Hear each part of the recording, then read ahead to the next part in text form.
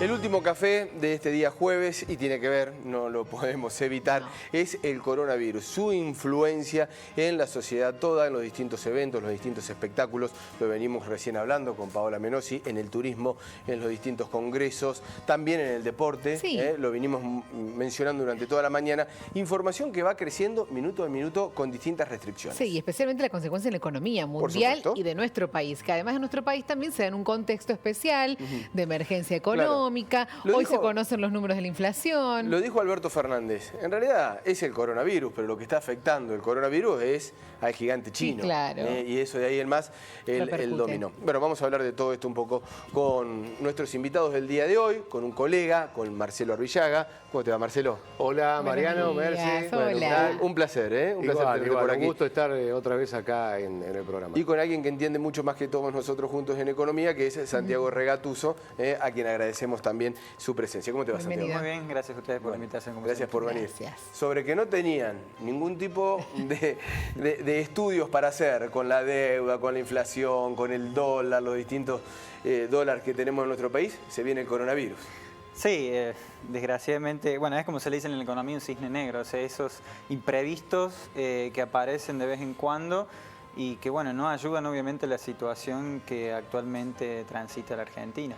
¿Coincidís con Alberto? El escenario es que se cae China, un gigante de la economía mundial. No solo China, ya Estados Unidos también largó un paquete de medidas para justamente tratar de morigerar el impacto que puede llegar a tener económica y socialmente el coronavirus. De la parte económica, que es la que más entiendo, buscan bajar la tasa de interés para que la economía no se retraiga demasiado.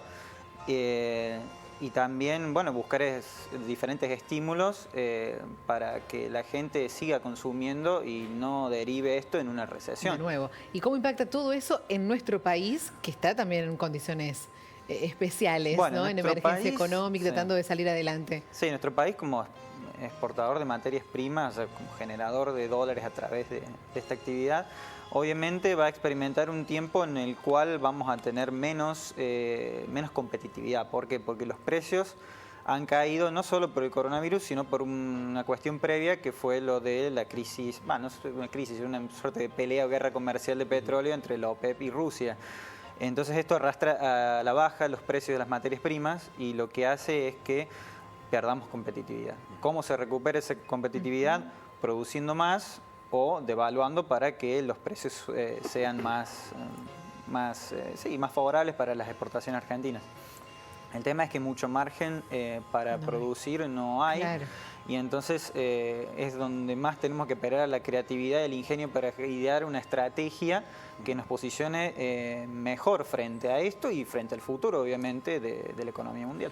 Marcelo, bueno, más o menos la misma pregunta, sin ser tan específico en cuestiones económicas, ¿no? Obvio, que no es mi tema ni mucho menos, estaba escuchando atentamente. Pero digo, ¿cómo nos afecta a todos, no? Parece que venimos con una cuesta de recesión, de inflación, con una esperanza de poder crecer un poco, o al menos salir de esta crisis profunda. Claro. Y nos agarra este cisne negro, la palabra que se utiliza de economía. Es bueno lo que dice acá el colega, el invitado. A mí lo que me sorprende y me deja pasmado una vez más es la velocidad de transmisión de la información. Que en lo económico la información es poder y marca velozmente las tendencias. La historia ha dado muestras muy contundentes de cómo la información, falsa o no, modifica los mercados, las acciones, las cotizaciones, las bolsas. Me parece, sin duda, que estamos en el momento más desarrollado tecnológicamente de la historia de la humanidad, más interconectado tecnológicamente. La información es un relámpago, es un rayo. Pero ¿qué pasa? Llega, obviamente, a la mayor parte del mundo, pero no todo el mundo, no todas las sociedades, no todos los países están capacitados para decodificar esa información. Entonces reacciona de distintas maneras. Los economistas, me parece, los que trabajan en la bolsa, los que manejan información, saben, se adecúan o no, les viene bien o les viene mal. Pero el hombre de a pie, digo, la vecina, la que nos está escuchando, hace tantos días que venimos todos y desde el mundo hablando del coronavirus. ¿Cómo lo recibe? ¿Cómo lo asimila? Ha habido episodios de racismo contra algunos supermercadistas chinos. Uno mira con desconfianza el que viene viajando. Y esto no es ser, irresponsable. Es ser realista y tratar de ponerle un paño frío a esta fiebre feroz que es la información, que a veces hace mucho más daño que el propio problema. Vos fijate, si me permiten, cortito, por ejemplo, una afirmación que puede llevar calma. Yo no soy especialista, pero sí soy un hombre que he estado atento y tratando de chequear la información genuina de un medio como de un medio de las fuentes oficiales. Chequear es fundamental. Ayer en Río Cuarto y antes de ayer circularon audios en WhatsApp horrorosos que hablaban de tal o cual persona contagiada, los típicos videos que son fake news y que preocupan a la mamá, al papá, a la gente en la casa. Hay algo básico para decir. Hoy, por ejemplo, cualquier riocuartense hoy tiene más posibilidades de ganarse el Kini 6 que de morirse de coronavirus. ¡Qué datos! Mirá vos. Estadísticamente, esto es así. Y contado así, vos decís, pero... Bueno, entonces no es tan grave. No, contarles que es un resfrío más. Mirá, hay más de 90.000 personas a 100.000 personas enfermas en este momento en el mundo con coronavirus. El 80% está en China, por ejemplo. O sea que ya el 94% de la población podría no preocuparse hoy. Y si uno contrajese el virus, el 81% de los casos son leves, menos que un resfrío común. El 81% de los casos. El 14% son moderados y solo el 5% son críticos. Y en el mismo momento que esto está pasando, sigue las epidemias de SARS, de gripe aviar, de gripe A, hay tuberculosis en la Argentina, más de 6.000 muertos por año de tuberculosis en la Argentina. 6.000. ¿Qué quiero decir? Pongamos en caja la información, no la minimicemos, claro, pero seamos realistas y, como ustedes hacen con los medios, tratemos de llevar calma, tranquilidad. Es una enfermedad que se transmite aparentemente rápidamente, pero que, como decimos, usted que está escuchando, usted que está viendo, tiene más posibilidades de ganarse una lotería que de morirse de esta enfermedad. Exactamente. Se van a conocer los números inflacionarios, Santiago. ¿Tiene algo que ver el coronavirus? Fue de febrero, esto no lo va a afectar, pero a la economía en general, ¿puede traer modificaciones en el mes de marzo, en la lectura, por ejemplo? No, yo creo que en el mes de marzo no. Va a suceder algo siempre y cuando a nivel mundial no se... O sea, si a nivel mundial estamos ante una recesión y una pérdida de competitividad, lo probable que suceda es una devaluación para tratar de mantener esa competitividad. Y que se traslade de precios, bueno, eso después se ve, pero en el mediano plazo, te diría en 2 o 3 meses recién. O sea que por lo menos en la inflación de febrero no va a estar claramente, ni en la de marzo, me atrevería a decir, no va a estar representado esta recaída de la economía a nivel mundial. Y hoy se va a conocer la inflación, se habla de un cercano a un 2%, bastante más baja que lo que veníamos teniendo, pero no significa que vamos a quedar con esa inflación por mes. No, obviamente, no tenemos los datos o no tenemos la temporalidad como para hablar de una tendencia negativa de la inflación, menos en un país con una inflación crónica. Pero obviamente es alentador que se mantenga en niveles bajos, para nuestro país, obviamente.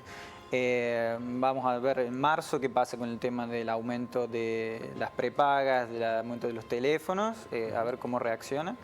Y bueno, yo creo que ahora va a ser, por lo menos desde este mes, algo secundario, por así decirlo, porque obviamente hay problemas más urgentes. Obviamente. Me dejás con el tema de los congelamientos, de la inflación, hablabas de la suba de teléfonos, el tema del combustible, ¿no? Porque está el petróleo en su precio más bajo, desde hace un montón de tiempo, ha caído. El gobierno, aquí por una decisión política también, mantiene el congelamiento, es decir, no permiten que baje las naftas. Esto es que nosotros seguimos subsidiando, ni más ni menos, la actividad petrolera, digo, nosotros los consumidores.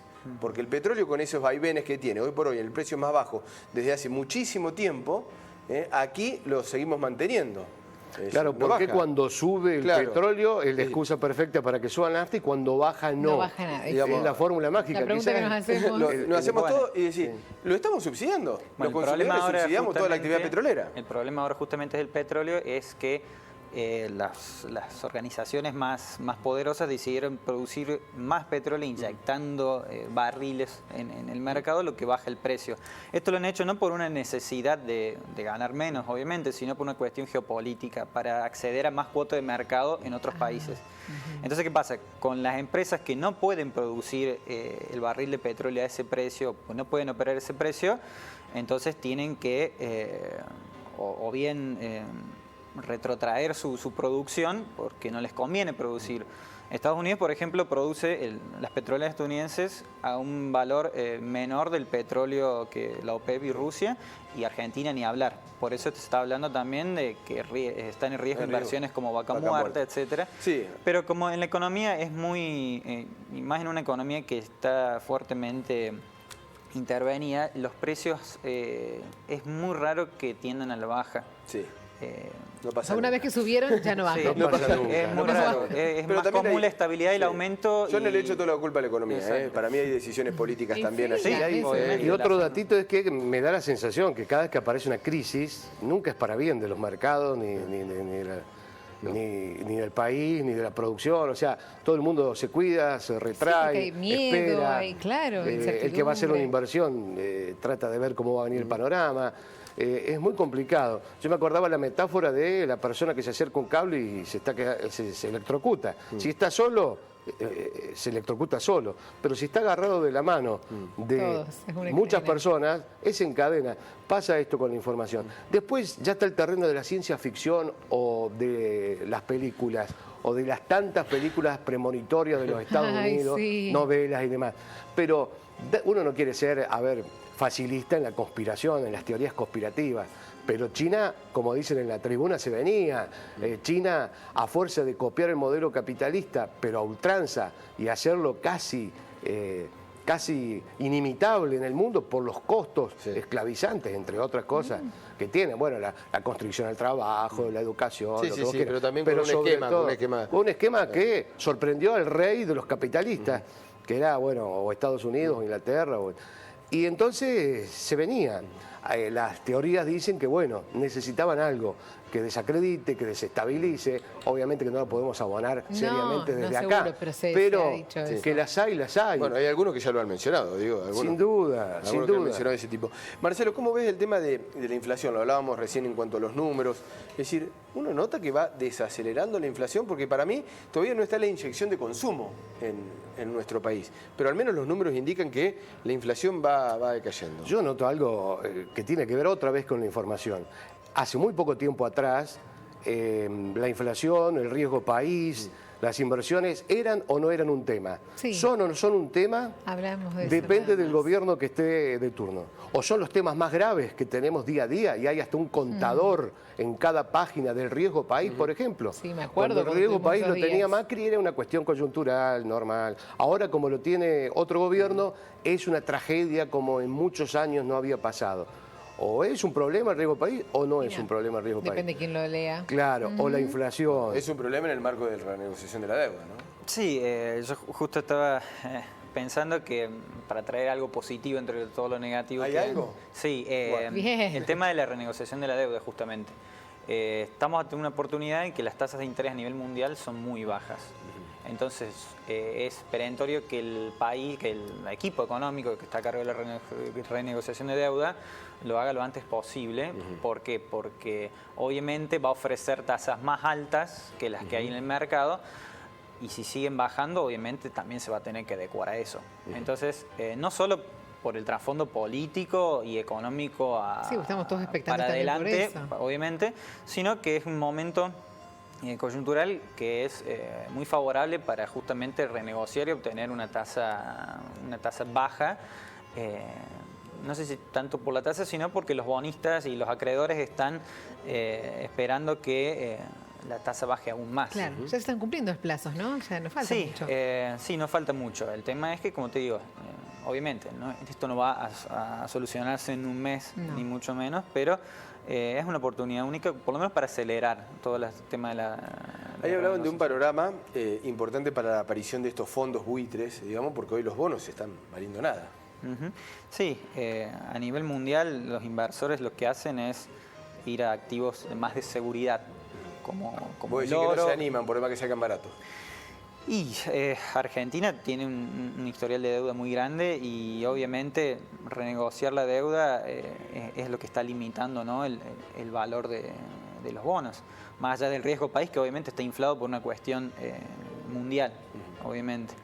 Pero bueno, yo creo que queda por esperar y definir cómo vamos a llevar adelante este proceso que, como digo, es necesario sentarse y establecer una estrategia, no solo con el tema de renegociación de la deuda, sino también de incentivar la producción, porque obviamente vamos a tener, como dije anteriormente, precios más bajos.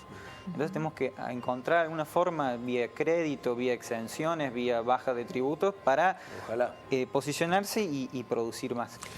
Yo pensaba en el final, es muy interesante lo que dice acá el economista, porque la mayoría de los de a pie, que somos nosotros, no entendemos demasiado. No. Entonces se da eso que se me viene a la mente, la teoría de la lupa telescopio, ¿no? Allá están los mercados, los economistas, los brokers, que suben, que bajan, que está bien, es la vida.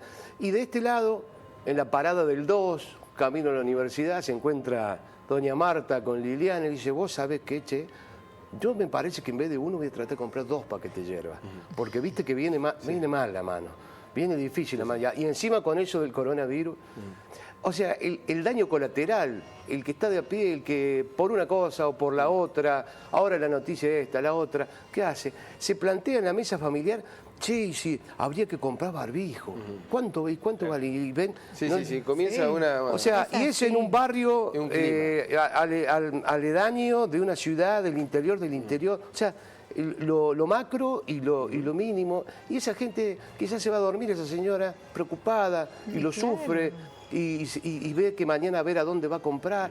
O sea, es tan sensible todo. Por eso tenemos que tratar de levantar, no digo escudos o meter la cabeza en el pozo como el avestruz, pero sí escudos de filtración de información, tiempo para el barrio, tiempo para la casa, para nosotros, ser prudentes, aprender a estornudar, no como la reta que en plena conferencia de prensa se tapó con la mano, imaginemos. Pero bueno, le demos la importancia que tiene. Pero el resto, vivamos como antes, vivamos con las precauciones necesarias, pero sin exagerar. Sí, es que no hay que tomar ninguna decisión económica, tanto o en euforia o en pánico, porque ninguno de los casos es bueno. Entonces sí, hay que llevar un poco de tranquilidad, ¿no? La histeria, por ejemplo, yo he visto videos en Australia que la gente se estoquea de papel higiénico por el tema de miedo a la cuarentena. Y obviamente nosotros tenemos acceso y lo bueno de la globalización se transforma también en lo malo de la globalización, transmitiendo esa suerte de histeria. Entonces, coincido lo que vos decís en el sentido de también un poco parar la pelota y ponerse a pensar que quizás no es tanto, pero obviamente no dejando de lado la prevención. Claro, no le agreguemos la histeria a la realidad. ¿Cómo se manejó, Marcelo, vos que te gusta mucho analizar la información y demás? No la información, porque están las redes, están algunos medios más serios, otros no tanto, pero la información oficial. La información oficial, ya que yo lo venía pensando eso, a algunos se le puede ocurrir que está o retaseada o que es escasa. Pero, ¿qué pasa? Los medios nos invade el ansia por informar, por cumplir. La gente te llama, te dice que hay un caso, que si no hay un caso, que en tal lado, que en tal otro. Pero como acabamos de describir plenamente, la información es muy sensible y la corroboración de los casos, de las pruebas, lleva su tiempo y hay protocolos que seguir. Me parece que los organismos... La frase de Ginés, pensé que iba a tardar mucho más, me parece que lo deja un poco... Lo deja un poco mal parado, pero lo dice el ministro de Salud. De un ministerio y no de una secretaría. O sea, ¿a qué voy con esto? Que necesariamente la información, vos me preguntaste, tiene que ser con cuidado, cautelosa, precisa, por todo esto que estamos diciendo. Por eso me parece bien que en Córdoba, está el Ministerio de Salud de la provincia de Córdoba, que a través de los canales oficiales va informando o no. Porque si no pasa lo que pasó ayer, un pandemonio, viste que hay uno, viste que no hay otro. Y está con... esto pasa en todas ciudades, ¿eh? En todos lados y con todas las informaciones. En el norte de Salta pasa que hay un caso que alguien ya está diciendo. En el sur hay ande diciendo... Por eso se centraliza la información en los organismos oficiales, o el Ministerio de Salud de la Nación, o el Ministerio de la provincia, con los canales adecuados. A veces nos desborda la ansiedad y la necesidad de informar, pero muchas veces en la mala información, en el descuido, podemos hacer más daño que beneficio. Eso me parece que está bueno. Creo que el ministro no la vio venir tan rápido. Como llegó. Ahora, recordemos otros casos de la gripe A. Me parece que la gripe A, que no íbamos al cine, no subíamos al colectivo, se suspendieron las clases, finalmente no pasó nada. Yo no quiero minimizar esto, pero quiero decir, tenemos experiencia en ese tipo de cosas. Vayamos paso a paso, vayamos prudentemente, pero no le sumemos a la realidad la histeria. A nosotros desde acá bregamos por lo que es una campaña, ¿no? Eso me parece que es fundamental, información certera, precisa, que venga de una fuente oficial como es el Ministerio o el Gobierno o el Ministerio de Salud en el momento que corresponde. Me parece que eso es necesario, tanto para el coronavirus como para el dengue, que nosotros lo tenemos. Porque Mariano, Mercedes, la información crea un microclima, cualquier tipo de información, desde la vecina de Doña Tota, desde el que trabaja en tal lado, se crea un microclima de información que si vos lo confrontás, sí, te das cuenta, esto no, esto sí, pero ese clima está. Eso genera un pánico, una histeria, un clima, una base, donde una información que después aparece certera en ese marco causa mucho más daño que si es en un marco de tranquilidad, de que no haya rumores, de que no hay histeria. Por eso, porque ahora estamos hablando de que no se puede tomar mate, estamos hablando de que uno no te puede, te tiene que saludar a la distancia, que choca el codo, que choca el brazo. Entonces, en ese sentido, digo, una información un poco más organizada, con la información unificada y que venga tipo campaña, digamos, como habitualmente se realiza en los países. Sí. Compartimos el mensaje de Lorena que dice: ayer me cansaron las noticias falsas sobre el coronavirus, diciendo que en un súper de la ciudad hay una persona atendiendo que tiene el virus. Hoy me dicen que se suspendió el show de Jorge Rojas el sábado por el coronavirus. Creo que la mejor forma de controlar el virus es tapándose los oídos, dice Lorena. Bueno, hay un meme que dice, ¿cómo te cuidas del coronavirus? Bueno, no escuchando ni viendo información todo el día. No vamos a ir en contra del gremio, pero dosificando esto que decimos, teniendo cierta prudencia. Ahora yo me pregunto, ¿quién gana difundiendo esos virus? No sé. Son esas mentiras. ¿Quién gana?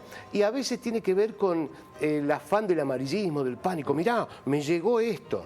Recordemos que hace un mes atrás circulaba el audio falso de un beneficiario supuesto de la tarjeta alimentaria que decía, me voy con los guachines, me voy a pescar porque tengo... Bueno, está enmarcado en eso. A todos nos han llegado otros también. Falsos, no dan nombre, no es una fuente, es algo que circula, es muy peligroso. Las redes son una fuente maravillosa de posibilidades, pero es como un cuchillo. Lo podés usar para comer un asado o para matar a una persona, ¿no? Santiago, ya vamos cerrando, pero medianamente para esperar los números de esta tarde, menos del 2%.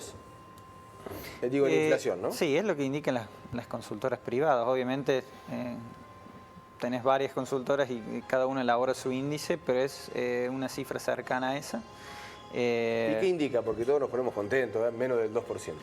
No, yo creo que, como te dije anteriormente, no creo que indique nada en cuanto a una reducción tendencial de la inflación. O sea, estamos muy comenzado el año y fue un mes, está bien, de vacaciones. Sí, pero no es un mes fuerte para... Exacto, o sea que yo no creo que no va a ser una variable. En marzo quizás sea más. Claro, en marzo es donde, bueno, se mueve más la economía.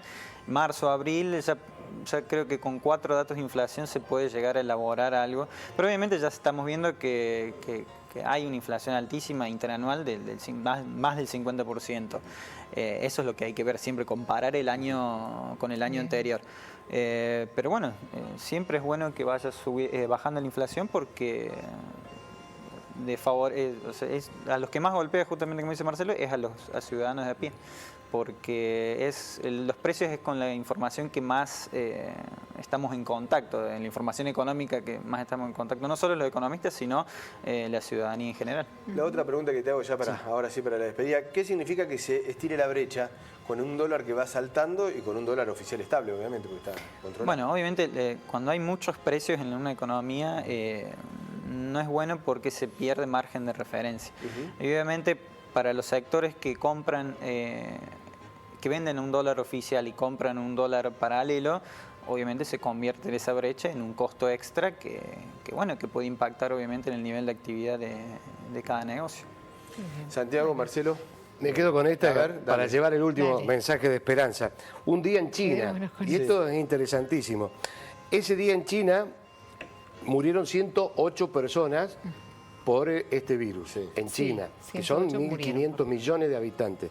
Pero ese mismo día murieron 26.200 personas de cáncer en China, 24.000 de enfermedades cardiovasculares, 4.300 personas murieron de diabetes. Inclusive los suicidios fueron 28 veces más que los muertos por coronavirus. ¿Qué quiere decir esto? No es minimizar, es informémonos, seamos responsables, pero no le sumemos la histeria ni la intranquilidad, porque eso nunca suma nada bueno. Marcelo, Bien. muchísimas gracias. A ustedes, Quedamos gracias. con como eso, siempre. Gracias. claro que sí. Santiago, muchas gracias también Igualmente. por estar aquí en los estudios de Televideo Federal. ¿Cómo no?